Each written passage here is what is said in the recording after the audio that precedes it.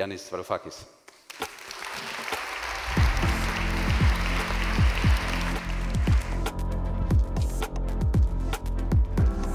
Good evening, everyone. Thank you so much for the kind introduction. And thank you for giving me this opportunity to participate in. I realized coming in here that this is more of a celebration of collaboration rather than a kind of academic-y, boring, university-like seminar. So I'm very glad to be part of this celebration of collaboration, because collaboration is the crucial link, bridge between common interest and achieving, through collective action, the implementation of what needs to be implemented in order to bring about the common interest, to facilitate it. The success of a society depends on building this bridge, because simply having a common interest does not necessarily mean that we will manage to collaborate, cooperate, and bring about the fulfillment of that which serves our common interest. Now, allow me, at the risk of sullying the spirit of celebration, because I suppose this is why I have been invited, to make the point that here in Europe, over the last 20 years at least, we have not been very good at serving our collective European interest. Now, we talk a very good game: cohesion, integration, competitiveness, the importance of the green transition, huge announcements with very large figures. Remember the Lisbon Agenda? According to the Lisbon Agenda, we should now have been the economic bloc that is pushing ahead, leaving the United States and China behind us. It didn't happen. Remember the Juncker plan, that pathetic attempt to convince Europeans that there is a plan for aggregate investment. It proved more of a water pistol than a big bazooka. The Green Deal, 1 trillion euros, what happened to it? The money simply was not there, and now it's unraveling. Now even Ursula von der Leyen has abandoned it for other projects. The recovery fund during the pandemic, macroeconomically insignificant and politically toxic, I would suggest, and I will explain why I'm saying that. Now, I'm saying all this as a committed Europeanist who wants to make this project called the European Union work. But we must face reality. And we must face the fact that Europe has failed spectacularly to collaborate in one important realm: investment. Do you realize that since the 1950s, we, the European Union, today's European Union, have invested a smaller percentage of our savings compared to the United States, compared to China, indeed compared to India and other parts of the world? Never before has an economic bloc invested such a small percentage of its wealth in its collective future. Now, is there any wonder that if you go out there, especially here in Germany these days, and I'm sure people from industry silently or vocally will concur with what I'm saying, is it any wonder that the number one question that exercises most Europeans, and particularly most Germans today, is why is it that we are failing to put together all the advantages that we have? We have a wonderful tradition, history, immense innovative talents in this continent, on this continent.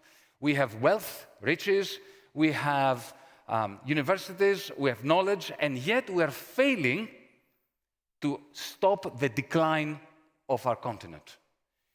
Today, as we speak, we have managed to fall behind the United States by one technological revolution, and maybe we have fallen behind 2 technological revolutions behind China when it comes to the 2 important realms for the future: green energy and what I call cloud capital, digital capital. But why is this? Why has this happened? Well, allow me, since this is a more informal setting than the one I'm used to, and I really appreciate this opportunity, just think back to what happened once Wall Street collapsed in 2008. In Washington, there was a meeting immediately after Lehman Brothers collapsed. Big table, Ben Bernanke representing the Fed, Hank Paulson representing the US Treasury, the president, the leaders of JP Morgan, Goldman Sachs, all these powerful financiers, they sat around the table and put one question to themselves. What must we do to save ourselves from collapsing along with Lehman Brothers and Wall Street? That was the pertinent question to ask. At the very same time, in Brussels, there was another much larger table because we are, a populous political cabal, right? But the question was not the same.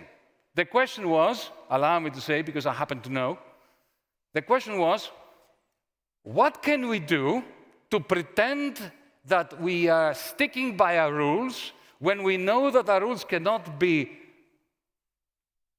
anything but violated while saving us? Ladies and gentlemen, permit me to say that the question that the American posed is not the same as the question we posed. And answering the second question is very different to answering the first question. Let me take you back to another crisis during the pandemic. The bottom fell out of all markets because of the lockdown. Companies were shut down, we were all locked in. You don't even need me to remind you of the horrors of that period. What happened was, essentially, that aggregate demand collapsed because of the lockdown in the United States under even Donald Trump. They just reacted very quickly. The Fed printed around $500 billion overnight. Checks arrived in people's homes, signed by the chairman of the Federal Reserve in no time, essentially bolstering aggregate demand immediately. That didn't even count as part of the US public debt. That's a bigger decision, bigger discussion, I should say. Okay? Here, what did we do? We decided we needed to do something similar. We did something far more macroeconomically insignificant, and we issued common debt. But we don't have a treasury to do it. And we don't have a federal bank, central bank, that has in its charter the right to do that which the Federal Reserve did. So what we did is we allowed or instructed the Commission to issue bonds that are the equivalent of the subprime bonds of the United States real estate market, because the EC Commission bonds are sub-sovereign. They are not trusted by investors the way bonds are, the way even French bonds or even Greek bonds are, because there's no state behind them. So there's an architectural problem in Europe, which, of course, it's natural because we are a very diverse continent. We have many different languages, many different ethnicities. We're trying to come together since the late 1940s, early 1950s. But I don't know about you, especially the older ones amongst you, but in the 1970s and 80s, I was hoping that, I believed that Europe moves from crisis to crisis. And with every crisis, we manage to collaborate to do that which is right. And our great opportunity was the Euro crisis immediately after the collapse of the banks in the United States, the banks in Frankfurt, the banks in the city of London, the banks in Paris, and so on. And we didn't do it. Instead, we extended and pretended unpayable loans through bailouts. My country is a good example, but also all other countries. And we did not consolidate, we did not create that Hamiltonian moment. Then we had the opportunity to do it with the pandemic and the recovery fund.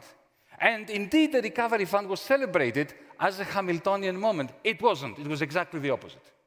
Because by creating for the first time a public debt in a manner which essentially put the burden of a common fund on the working class of Germany, of Holland, of the surplus countries, and what it did was, in a cynical manner, it transferred money to the oligarchs of my country, of Italy, of the deficit countries. That is what you do when you want to ensure that the majority of the Germans and the majority of the Dutch will never touch a federal treasury with a barge pole. That sounds pretty bleak. Allow me to say that we need to face up to the bleakness of our failures at collaborating at a pan-European level in order to, at this late stage, ensure that we have not missed the boat.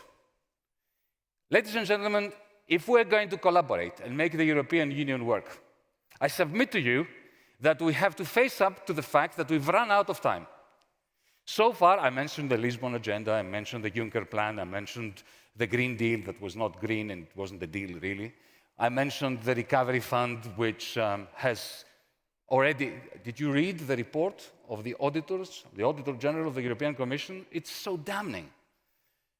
We cannot afford these third-best solutions, which are a smoke screen, just smoke and mirrors to cover up for the fact that we are not looking at each other in all honesty and saying to ourselves, as Europeans, whether we're Germans, Greeks, French, Dutch, Portuguese, Irish, and so on, it is time to collaborate.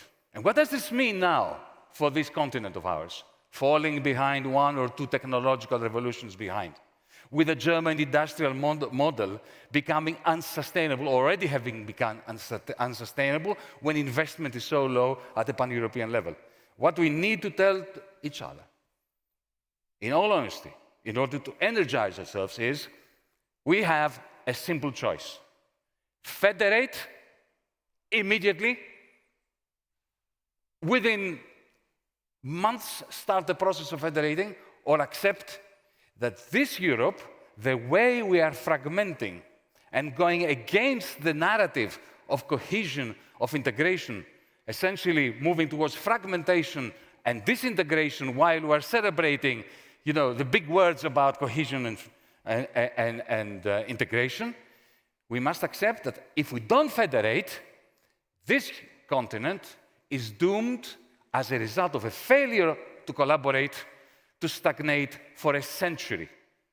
This is our legacy, unfortunately, my failed generation's legacy to those young people.